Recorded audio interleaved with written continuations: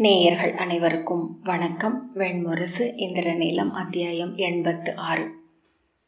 மித்திரவிந்தை சிற்றரும்புகளின் நீள் நிறையை நோக்கி கொண்டிருந்தாள். ஒரு சிறுத்து அணுவென்றாகி அவற்றுடன் சென்றாள். ஓசையற்றவை என அவள் எண்ணியிருந்த அவை ஒரு கணமும் ஓயாது உரையாடுபவை என்று அறிந்தாள்.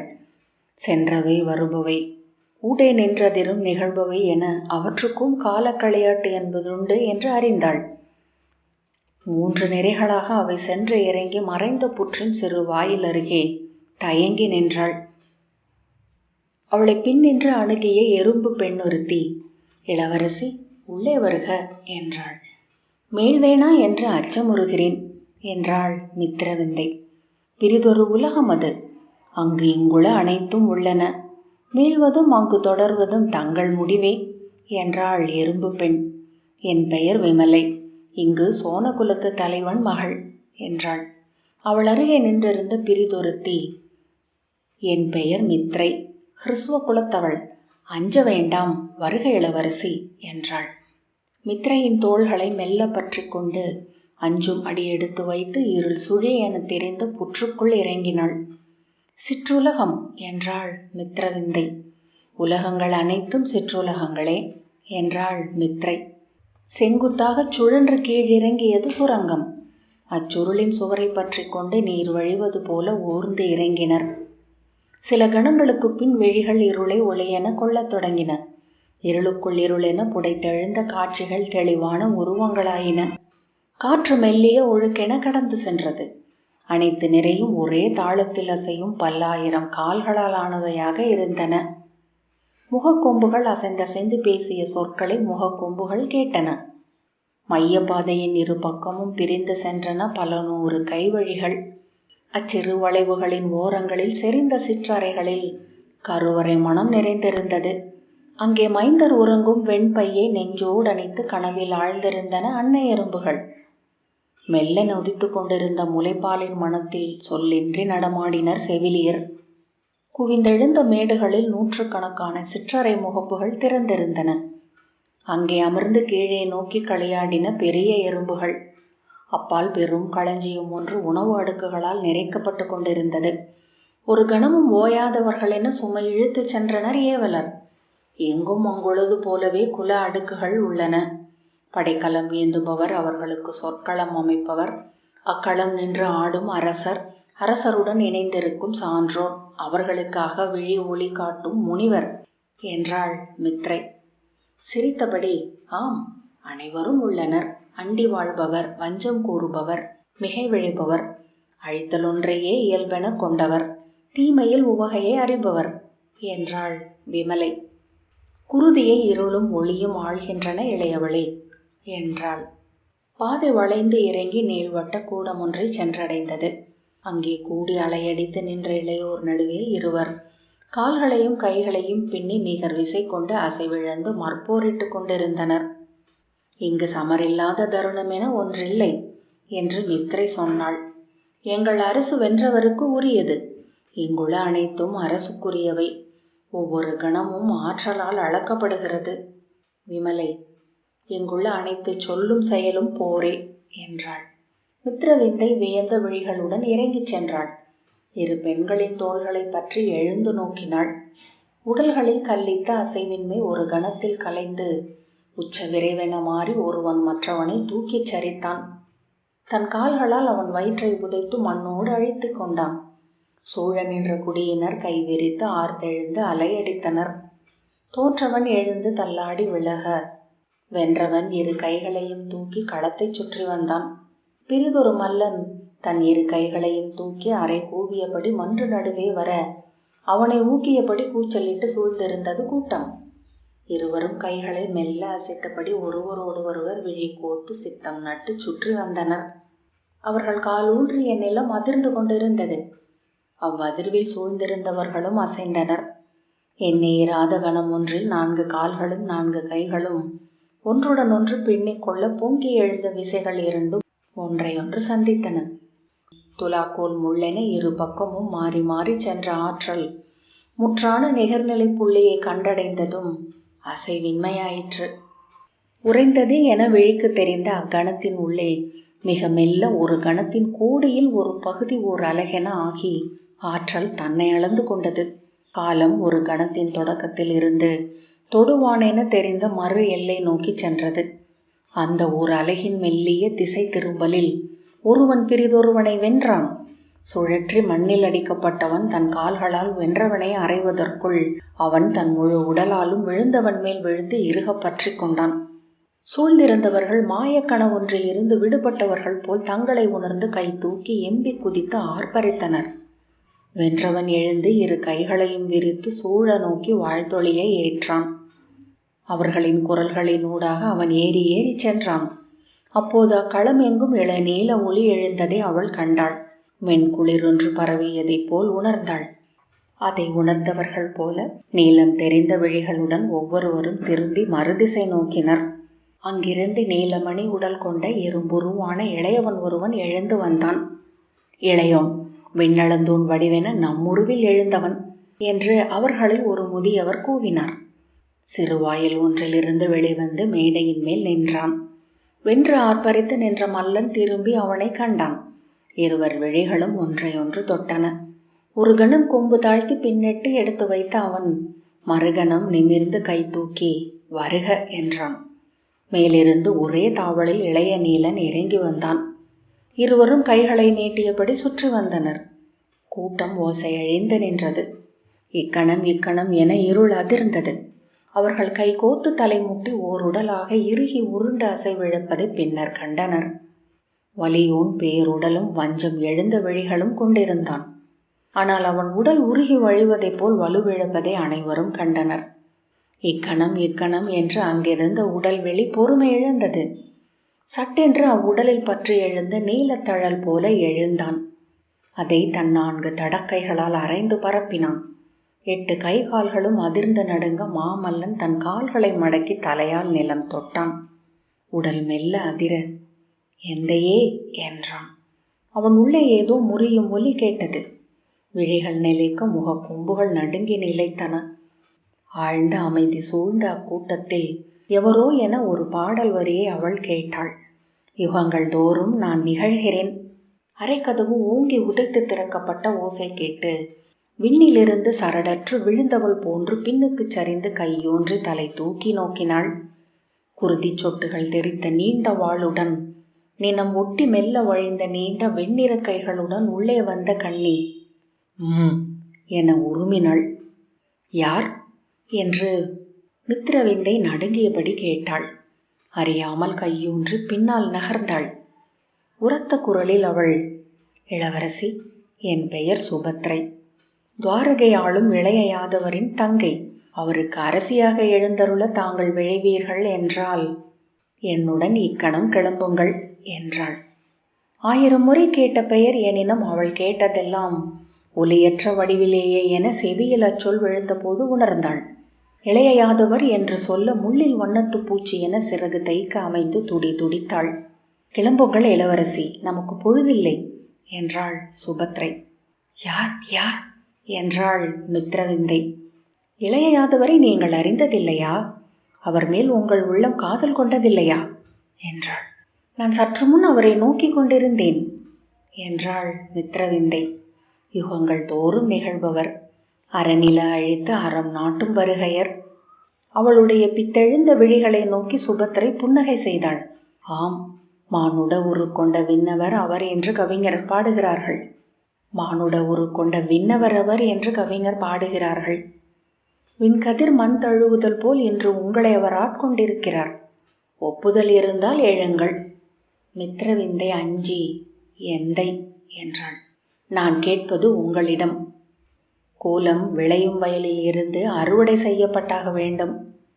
அவளுக்கு பின்னால் காலடி யோசைகள் கேட்டன. காவலர் கூச்சலிட்டு மேலேறி வந்தனர். மித்திரவிந்தை, என் அன்னைக்கு என மீண்டும் தொடங்கினாள். இனி ஒரு சொல் எடுக்கும் உரிமை எனக்கில்லை. என்னுடன் வர ஒப்புதல் இருந்தால் என்னை தொடருங்கள் என்று சொல்லி சுபத்ரை திரும்பினாள். அப்பால் மரப்படிகளில் படை வீரர்கள் கூச்சலிட்டபடி ஏறி வந்தனர். திறந்த வாயிலின் ஊடாக 2 கூர் வாள்கள் உள்ளே பாய்ந்தன. 2ஐயும் தன் வாளால் தடுத்த சுபத்ரை பூனை கிளை தாவுவது போல் உடல் வளைத்து வாள் திருப்பி அவற்றை தெறிக்க வைத்தாள். வாளேந்திய இருவரும் நிலை தடுமாறும் கணத்தில் இருவர் கைகளையும் துண்டித்தாள். அவர்களுக்கு பின்னால் வந்த வீரர்கள் தங்கள் முன் கையற்று விழுந்த படைத்தலைவன் உடலை தொடாமல் இருக்க பின்னோக்கி நகர்ந்து சென்றார்கள். அருந்த கைகள் வாளை இறுக பற்றியபடி தசை இறுகி நிகழ்ந்தன. அம்மாளிகையில் எழுந்த கைகள் வாளேந்தி இருப்பது போல் தோன்றியது. மித்திரவிந்தை நடுங்கியபடி மேலும் பின்னடைந்தாள். விழிகளை எதிர்வந்த வாள்களுடன் சுழல விட்டு, வருக இளவரசி என்றபடி முன்னால் சென்றாள். அவள் கைகளில் வெள்ளி மலர் போல் இருந்தது கூர்வாள். யார் இவள்? என்ன நிகழ்கிறது? எங்கு? நான் அறிந்த இனிமைகள் இக்கொடுங்கனவுக்கு அப்பால் உள்ளனவோ என்ன? இக்குருதியை மிதித்து கடக்காமல் நான் அங்கு செல்ல இயலாதா? எழுந்து இவளை தொடர்கிறேன். இல்லை, இங்கு இறந்த உடல் என அமர்ந்திருக்கிறேன். தன் சித்தம் திகைத்து மயங்கி நிற்பதை உணர்ந்தாள். கரும்பாறை என்று அவள் பாதை மேல் அமைந்திருந்தது அக்கணம். ஐயோ, இக்கணம்! இது நான் நோக்கி இருந்த தருணம். இன்று சற்றே அஞ்சினாலும் இது என்னை விட்டு விலகிச் சென்றுவிடும் என்று அவள் சித்தம் தவித்தது. உலை எழுச்சி கொண்டு அப்பாறையை அள்ளி பற்றி புரட்டி விலக்க அவள் முனைந்த போது அது வெறும் கருமுகிலென தன்னை காட்டி மறைந்தது. ஆனால் அதை கடந்து காலடி வைக்க அவளால் இயலவில்லை. தன்னை எதிர்த்து வந்த வாழ் நாவுகளை வாளால் எதிர்கொண்டு உரசி சுழற்றி விலக்கியும் மணியொலியுடன் தடுத்தும் அலறல்கள் எழ வெட்டி சரித்தும் சுபத்ரை தன் அறையிலிருந்து காலை எடுத்து வெளியே வைப்பதை கண்டதும் மித்திரவிந்தை நெடுந்தூரத்துக்கு அப்பால் உதிர்க்கப்பட்டு விட்டவள் போல உணர்ந்தாள். அறியாமல் எழுந்து ஓடி சுபத்ரையின் பின்னால் சென்று அவள் மேலாடை நுனியை பற்றியபடி, நான் வருகிறேன் என்றாள். இளவரசி, என் முதுகுக்கு பின்னால் ஒளிந்து கொள்ளுங்கள். தங்கள் கையோ உடலோ வெளிவர தேவையில்லை என்றாள் சுபத்ரை. தன்னை விட அரை மடங்கு பெரிய உடல் கொண்ட இளையவள் அவள் என்பதை மித்திரவிந்தை உணர்ந்தாள். கோட்டை சுவர் என அவள் முதுகு முன்னால் நிகழ்வது அனைத்தையும் முற்றும் மறைத்தது. வாள் கொண்டு பாய்ந்து வந்த 4 வெட்டி வீழ்த்தி சுபத்ரை இடைநாழிக்கு வந்தாள். மரத்தரை எங்கும் பசும் குருதி சிதறி கால்கள் வழுக்கின. சூழ்ந்திருந்த மரச்சுவர்களில் குருதி சொட்டுகள் நழுவி தயங்கி இணைந்து வழிந்து இறங்கின. மாடிப்படிகளில் குரடுகள் முழங்க மேலும் வீரர்கள் கூச்சலிட்டபடி வந்தனர். முன்னரே வீழ்ந்து கிடந்தவர்களும் அவர்களின் குருதியில் ஆடிய சுபத்ரையின் நிமிர்ந்த உடலும் அவர்களை முன்னரே தோற்கடித்து விட்டிருந்தன. ஒவ்வொரு கணமும் சுபத்ரையின் கைகள் பெருகுவதைப் போல உணர்ந்தாள். அவளது வாளின் விசையில் பாதி கூட எதிர்கொள்ளும் வாள்களில் இல்லை என்பது அவை அரைப்பட்ட ஓசையில் இருந்து தெரிந்தது. அவள் வாள் தொட்ட படை வீரனின் வாள்கள் கல்பட்ட நாயென ஒலி எழுப்பி பின்னுக்கு சென்றன. சில்லென்ற ஒலியுடன் உடைத்து தெரித்தன. வாளையே எடைமிக்க கதாயுதம் போல சுழற்றினாள். ஒவ்வொரு முறை அவள் வாள் பிரிதொரு வாளை சந்திக்கையிலும் வலுவான மணிக்கட்டு அதிர்ந்தது. அவள் தோள் தசைகள் காற்றில் புடைக்கும் படகு பாய்கள் என ஆயின. ஒரு முறை அவள் கை சுழன்று வந்தபோது அவள் முன் நின்ற வீரனின் தலை வெட்டுண்டு தெரித்து நீர் கொண்ட மண்குடம் விழும் ஓசையுடன் மரத்தரையில் விழுந்து படிகளில் உருண்டது. தன் உடல் முழுக்க குருதி வழிவதை மித்திரவிந்தை உணர்ந்தாள். குருதி நீராவி என எழுந்து சூழ முடியும் என்று அறிந்தாள். அதன் துளிகள் கன்னங்களில், தோள்களில், முதுகில் வருடியபடி வடிந்தன. முதல் சில கணங்களுக்கு பின் குருதி அவளையும் மத்துரச் செய்தது. தெய்வங்களுக்குரிய இனிய மது அது என ஏன் சொல்கிறார்கள் என்று அப்போது உணர்ந்தாள். சித்தத்தை களியுறச் செய்யும் உப்புச்சுவையொன்று இருந்தது அதற்கு. உடல் என்னும் வேள்வி குளத்தில் எரியும் நெருப்பு. ஒளி ஒரு திரவமாகும் என்றால் அது குருதி. விழிவும் வஞ்சமும் சினமும் செந்நிறம் கொண்டவை. இளவரசி, என்னை தொடர்ந்து வாருங்கள் என்று கூவியபடி அவளை ஒரு கையால் பற்றி மறு கையால் வாளை சுழற்றியபடி சுபத்ரை படிகளை அடைந்தாள். தரையெங்கும் கை கால்கள் விரித்த உடல்கள் பலவாறாக விழுந்து ஓர் உடல் மேல் பிரிதுடல் ஏறி 4 பக்கமும் இழுத்து உதறி கொண்டிருந்தன. வெட்டுண்ட கைகளும் தலைகளும் சிதறி கிடந்தன. படிகளில் வழிந்திறங்கிய குழும் குருதி கீழே சொட்டி கூடத்து மரத்தரையில் வட்டங்களாகி விளிம்பு நீண்டு ஓடையென ஒழுகத் தொடங்கி இருந்தது. அவர்கள் கீழே வந்தபோது மாடியிலிருந்து குருதி அருவி விழுதென கீழே நீண்டு நின்றது. இளவரசி, அவளுடன் இளவரசி இருக்கிறாள் என ஒரு காவலர் தலைவன் கூவினான். அம்புகளும் ஈட்டிகளும் அமைக, இளவரசிக்கு புண்பட்டு விடலாகாது. வாள் ஏந்தி அவள் முன் வந்த வீரர்கள் ஒவ்வொருவராக கை நடுங்க விலகினர். அவளை இழுத்து கொண்டு சுபத்ரை இடைநாழியினூடாக ஓடினாள். ஒவ்வொரு அரைக்கதவையும் ஓங்கி உதைத்து திறந்து இருளிலும் ஒளியிலுமாக பாய்ந்து கடந்து குறுகிய படிகளில் அவளை இடை சுற்றி தூக்கி தாவி விரைந்தாள். புலி எண்ணெயால் குருளை என கவ்விக்கொண்டு செல்லப்படுவதாக மித்திரவிந்தை உணர்ந்தாள். எதிர்கொண்டு வந்த வீரன் ஒருவனை வெறும் காலாலேயே சுவருடன் சேர்த்து உதைக்க அவன் வாயிலும் மூக்கிலும் பொங்கி வந்த குருதியை கண்டபோது அவளை வெண்காளை என்று எண்ணினாள். முன்கூடம் ஒன்றை கடந்து செல்லும் போது ஒரு கணம் நின்று தன் குழலிலும் ஆடைகளிலும் சொட்டிய குருதி துளிகளை அவள் உதறி கொண்ட போது மதமெழுந்த காட்டுப்பன்றி என வியந்தாள். தொலைவில் அவை மன்றின் பேரொலியை அவள் கேட்டாள். மன்றுக்கா செல்கிறோம் என்று வியந்தாள். வழி தவறிவிட்டாளா? அவள் தோளை பற்றியதுமே எங்கு சொல்கிறோம் என்ற உறுதி அவளுக்கு இருந்ததை உணர்ந்தாள். ஐயுறுபவளாகவோ அஞ்சுபவளாகவோ அவள் தோன்றவில்லை. குருதி சொட்டும் உடலுடன் படிகளில் ஏறி சிறு வாயிலை திறந்து அவள் எழுந்தபோது அங்கு நின்றிருந்த படை வீரர்கள் அஞ்சி பின் நகர்ந்தனர்.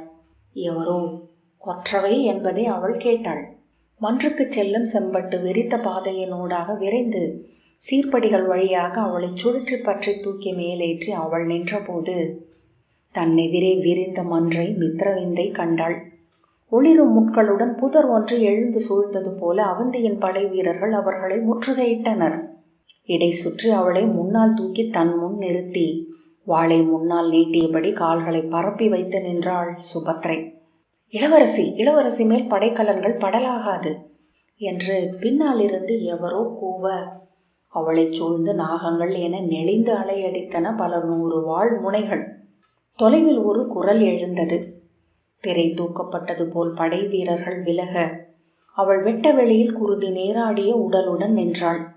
விழிகள் வெறித்த அவ்வெளிச்சத்தை கண்டு திகைத்து சுபத்ரையின் உடலுக்கு பின் பதுங்கிக் கொண்டாள். அக்கணம் மன்றின் மறு எல்லையில் உடல் அலைகளின் மேல் நீலமலர் என வெண்புறவியில் அவன் எழுவதை கண்டாள். அவனை நோக்கி இடிந்து சரியும் நதிக்கரை என படை வீரர்கள் சூழ்ந்தனர். போர்க்குரல்கள் எழுந்தன. நீலன், இளைய யாதவன், துவாரகையாளும் வேந்தன் என்று அவையினர் கூச்சலிட்டனர். அவனை பார்ப்பதற்காக மக்கள் ஒருவர் தோள் மேல் பிரிதொருவர் என முண்டியடித்து ஏறினர். கைகளை வீசி ஆடைகளை தூக்கி மேலெறிந்து பிடித்து ஆர்ப்பரித்தனர். நீலன், தோல்வியறியாத வீரன் என்று சூதர் ஒருவர் கை தூக்கி கூவி குதித்தார். அவள் விழிகளே தானென நின்று அவனை நோக்கினாள். நீலத்தோள்கள் கடல் அலை என எழுந்தமைவதை, அவற்றின் வெண்ணிற நுரையென படையாழி எழுந்து மின்னலிட்டு மீள்வதை, அவன் குழல் சூடிய மயில் பீலியின் புன்னகையை, அவன் முன் செம்முத்துக்கள், செவ்விதழ் மலர்கள், செந்தழல் கீற்றுகள் என சிதறிய குருதியினூடாக கண்டாள். நஞ்சு நஞ்சு என அரற்றியது நெஞ்சம். உயிர் கொல்லும் நஞ்சு, உளம் கொல்லும் நஞ்சு, அடைந்தவை அனைத்தையும் அழித்து தானென ஆகி நின்றிருக்கும் நஞ்சு, கொன்று உண்டு உயிர்ப்பித்து மீண்டும் கொன்று விளையாடும் அழியா நஞ்சு. இந்திரநீலம் 86வது அத்தியாயம் இத்துடன் நிறைவு பெற்றது. நன்றி.